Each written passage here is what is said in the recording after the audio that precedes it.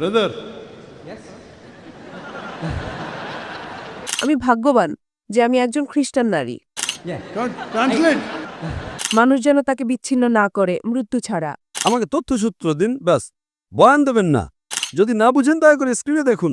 কেন আপনি অন্যদের সাথে কথা বলছেন, এর যুক্তি কি? আমাকে দেখবেন না, স্ক্রিনে দেখুন। আমার একটি সন্দেহ আছে। Hope the translator is doing a good job. Huh?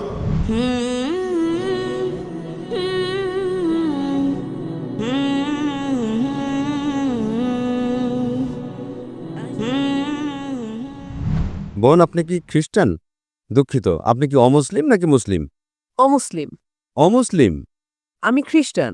খ্রিস্টান, হ্যাঁ বলুন। আমার নাম এন্না। আমি একজন প্রাইভেট কর্মচারী। আমি যা জিজ্ঞাসা করতে চাই তা হল ইসলাম ধর্মের শিক্ষা সম্পর্কে আমার একটি সন্দেহ আছে। 5 ওয়াক্ত সালাতের বিষয়ে আমি সম্পূর্ণরূপে একমত। এটি সত্যিই আমাদের শৃঙ্খলাবদ্ধ করার জন্য, এবং আমার মতে এটি কিছুটা কঠিনও বটে, কিন্তু এটি ভালো। দ্বিতীয়ত, রমজান মাসে 30 দিন রোজা রাখাকেও আমি খুব ভালো বলে মনে করি। যে বিষয়টি আমাকে সন্দেহে ফেলে তা হল বহুবিবাহ। আমার মতে বহুবিবাহ আমাদের মতো নারীদের জন্য অত্যন্ত ক্ষতিকর। যদিও বলা হয় যে এটা ইখলাসের সাথে করা হয়, আমার মতে এটিকে ইবাদতের নামে অন্য কোনো উদ্দেশ্যে ব্যবহার করা হতে পারে। তাহলে অন্য ধর্মে কেন বহুবিবাহ নেই? এবং আমার মনে হয় আমি ভাগ্যবান যে আমি একজন খ্রিস্টান নারী। ধন্যবাদ।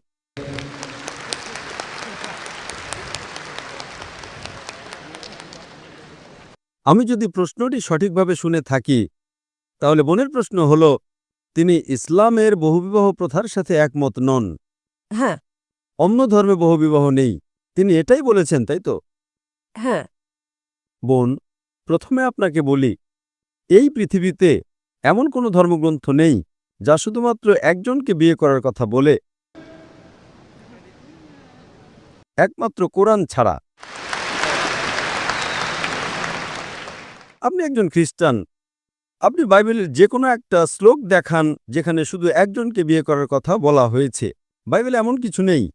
এই পৃথিবীতে কোরআন ছাড়া আর কোনো ধর্মগ্রন্থ নেই যেখানে শুধুমাত্র একজনকে বিয়ে করার কথা বলা হয়েছে, একমাত্র কোরআন ছাড়া। আপনি বাইবেল পড়ুন, বাইবেলের কোথাও বলা নেই যে আপনার কেবল একজন স্ত্রীকেই বিয়ে করা উচিত। আপনি কি দেখাতে পারবেন, বোন?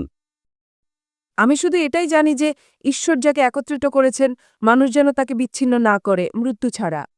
শুধু এটুকুই। আমাকে তথ্যসূত্র দিন, বয়ান দেবেন না। প্রমাণ দিন, অধ্যায় নাম্বার, শ্লোক নাম্বার। আমি যেমন বলি, এফিসিয়েন্স অধ্যায় 5 শ্লোক 18, মদ্যপান করো না। প্রভাবস অধ্যায় 24 শ্লোক 1। আমাকে তথ্যসূত্র দিন, ব্যাস। বয়ান দেবেন না। বাইবেলের একটি মাত্র শ্লোক দেখান যেখানে বলা আছে কেবল একজন নারীকে বিয়ে করতে হবে। যদি জানেন বলুন, যদি না জানেন বলুন যে আপনি জানেন না। বয়ান দেবেন না। ঠিক আছে। বোন, আমি বাইবেলের একজন ছাত্র। পৃথিবীতে এমন কোনো হিন্দু ধর্মগ্রন্থ নেই, কোনো বেদ বা ভাগবত গীতার কোথাও বলা নেই যে কেবল একজনকে বিয়ে করতে হবে। পৃথিবীর বুকে একমাত্র ধর্মগ্রন্থ যা কেবলমাত্র একজনকে বিয়ে করার কথা বলে তা হলো কোরআন। আমি আপনাকে বহুবিবাহের উত্তর দেব। প্রথমে আপনাকে আমি সংশোধন করতে চাই। এখন আমি আপনার মূল প্রশ্নে আসছি। বোন, আপনি স্ক্রিনে দেখতে পারেন, অনুবাদ স্ক্রিনে দেখাবে। প্রথমত কোরআন সূরা নিসায় অধ্যায় 4 আয়াত 3 বলছে, তোমরা তোমাদের পছন্দের নারীদের বিয়ে করতে পারো 2, 3 বা 4 জনকে, কিন্তু যদি তোমরা ন্যায় বিচার করতে না পারো তবে কেবল একজনকে বিয়ে করো। এই বাক্যটি যে যদি ন্যায় বিচার করতে না পারো তবে কেবল একজনকে বিয়ে করো, এটি শুধুমাত্র বোন। বোন, আপনি কি স্ক্রিনটা পড়তে পারছেন? ওনাকে বলুন কথা না বলতে, ওনাকে বলুন স্ক্রিনটি পড়তে।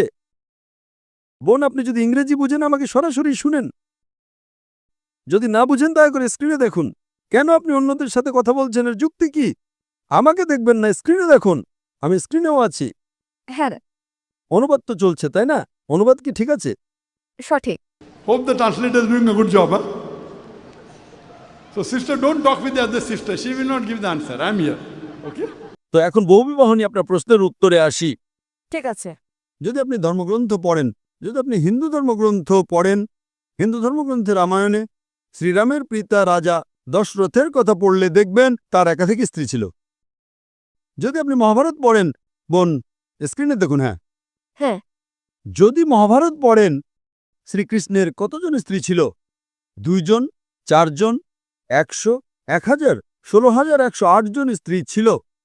শ্রীকৃষ্ণের 16,108 জন স্ত্রী ছিল, তাহলে মুসলমানরা সর্বোচ্চ 4 জন রাখতে পারবে না কেন?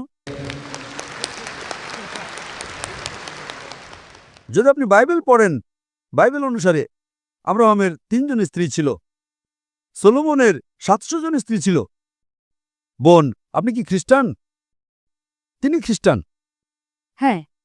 সলোমনের 700 জন স্ত্রী ছিল, আব্রাহামের 3 জন স্ত্রী ছিল। বাইবেলের কোথাও বলার নেই কেবল একজনকে বিয়ে করার কথা, কোথাও নেই। কিন্তু কোরআন বলছে সূরা নিসা অধ্যায় নম্বর 4 আয়াত নম্বর 3-এ, তোমাদের পছন্দের নারীদের বিয়ে করো 2, 3 বা 4 জনকে, কিন্তু যদি ন্যায় বিচার করতে না পারো তবে কেবল একজনকেই বিয়ে করো। ইসলামের এই বিধানের যৌক্তিক কারণ কি?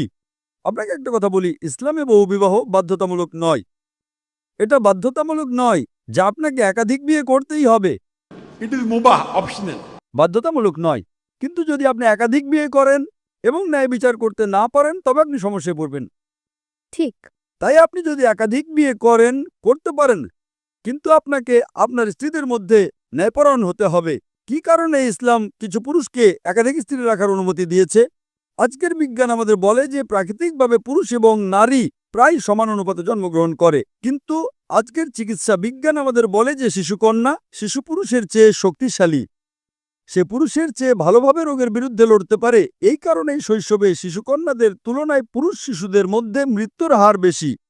প্রথমে আপনাকে বলি যে আপনি পুরো পৃথিবী দেখছেন, আজ যদি আপনি বিশ্লেষণ করেন তবে দেখবেন শুধুমাত্র নিউ ইয়র্কেই পুরুষের চেয়ে 10 লক্ষেরও বেশি নারী রয়েছে। শুধুমাত্র মার্কিন যুক্তরাষ্ট্রে পুরুষের চেয়ে 40 লক্ষেরও বেশি নারী রয়েছে। শুধুমাত্র রাশিয়াতেই 1 কোটিরও বেশি নারী রয়েছে।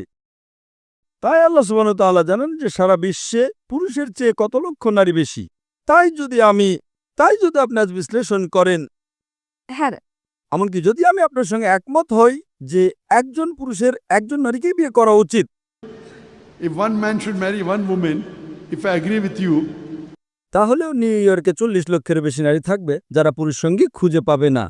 আপনি যদি আজ বিশ্লেষণ করেন, if you analyze today, চিকিৎসা বিজ্ঞানের দিক থেকে একজন শিশুকন্যা শিশুপুত্রের চেয়ে সুস্থ এবং সবল। জীবন চলার পথে যুদ্ধ, দুর্ঘটনা, মদ্যপানের কারণে যে মৃত্যুগুলো হয় তাতে নারীদের তুলনায় বেশি পুরুষ মারা যায়। ঠিক।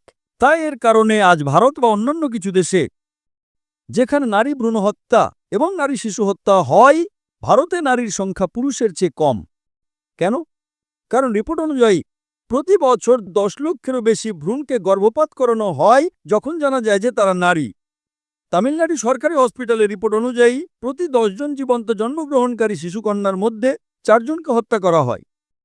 এর কারণে ভারত এবং অন্যান্য কিছু দেশে নারী জনসংখ্যা কম।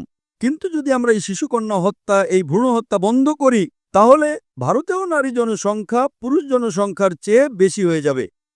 তাই ভারতে এবং অন্যান্য কিছু দেশে বিশ্বের এই মন্দ প্রথার কারণে নারী জনসংখ্যা কম।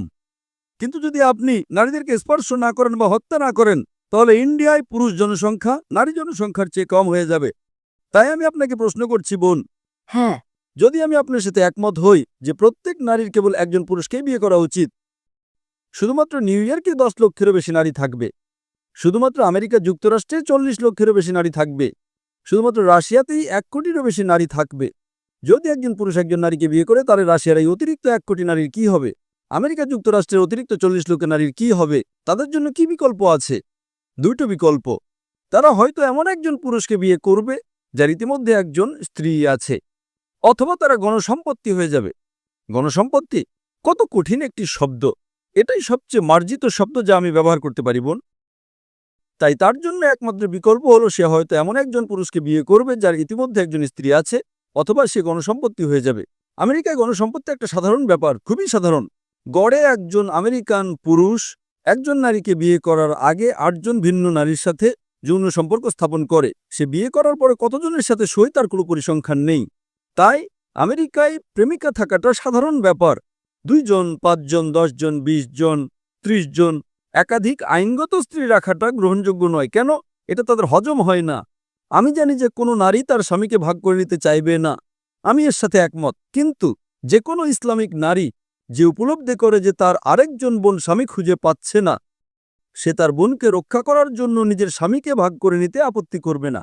তাই ইসলামে নারীদের রক্ষা করার জন্য কিছু পুরুষকে একাধিক স্ত্রী রাখার অনুমতি দেওয়া হয়েছে, অন্যথায় নারীরা শালীনভাবে জীবনযাপন করতে পারবে না। দেখেন, আজ ওয়েস্টার্ন কালচার যা নারীর অধিকার এবং নারী স্বাধীনতার কথা বলে, সেটা আসলে তার ভরণপোষণ, তার ইজ্জতের অবমাননা এবং তার আত্মার অবক্ষয়ের একটি ছদ্মবেশ ছড়া আর কিছুই না। শিল্প এবং সংস্কৃতির নামে তারা কি করছে? তারা আমাদের মায়েদের বিক্রি করছে, আমাদের কন্যাদের বিক্রি করছে।